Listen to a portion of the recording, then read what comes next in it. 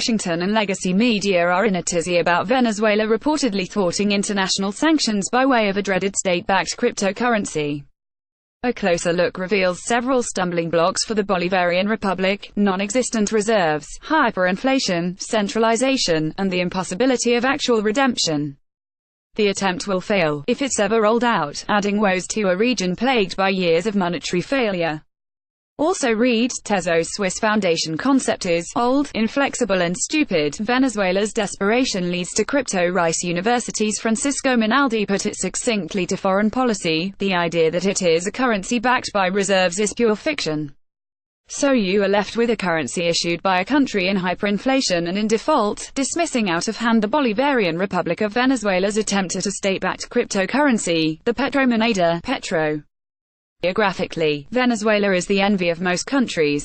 Sitting atop South America's bulbous north, it opens to a natural seaport and is bordered by the continent's largest, most successful economy, Brazil.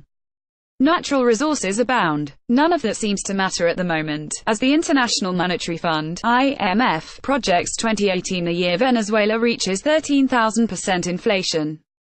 Half of its economy has vanished as it approaches a third annual double-digit contraction. UNICEF warns of a growing child malnutrition crisis, suggesting this might be a generational problem for some time. There are tales of daily horrors, and they're mounting. A softer step away from war, international sanctions have played their part in Venezuela's demise.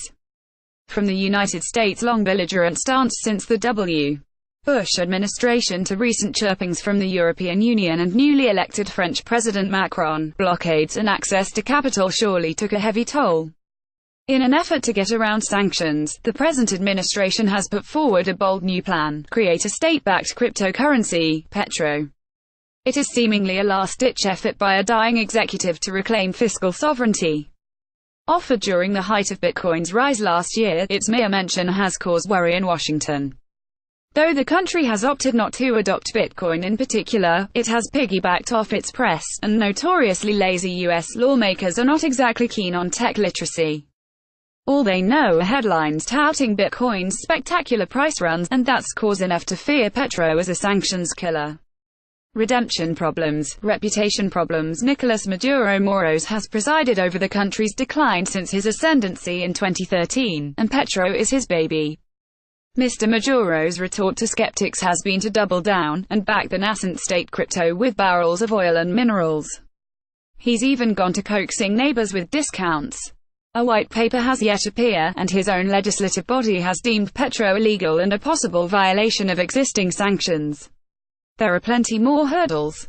Fundamentally, Venezuela hasn't been able to keep its state fiat paper, Bolivar Fuerte, afloat, itself only a decade old, and much of its resources, including precious oil, remain frustratingly earth-locked or just plain undiscovered, a result due, at least in part, to lacking foreign know-how.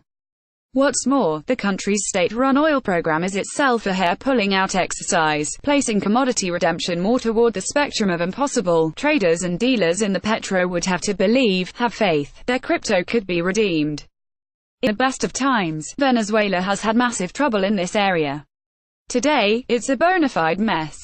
For good measure, its Bolivar Fuerte is already backed by the country's commodity-rich promises, which should give massive insight into the crypto's prospects going forward. Models based upon Bitcoin cause most regimes immediate pause. It's just too volatile, and the last couple months of price swings have come with more people aware of the decentralized digital asset than ever before. This would discourage a great many from adopting Petro as a store of value or medium of exchange.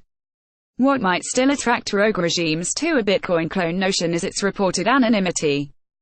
But that too, with any kind of research, proves to be completely untrue. Reports surface daily about the ease of private companies to track down wallets and transactions, not to mention a newer study claiming to sleuth purchases made long ago subject to de-anonymization.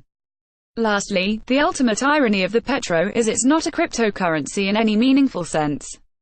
Gone would be its defining feature, decentralization, the distributed ledger designed to replace trusted third parties. A country of 30 million people beaten down by government monetary policy might not be too eager to hand over literally all control to state computer algorithms. The problems of fiat tickets would be dwarfed by an OZ government with the ability to literally monitor every purchase, every account, every fiscal movement, and shut down access instantly. At least cash offers some privacy.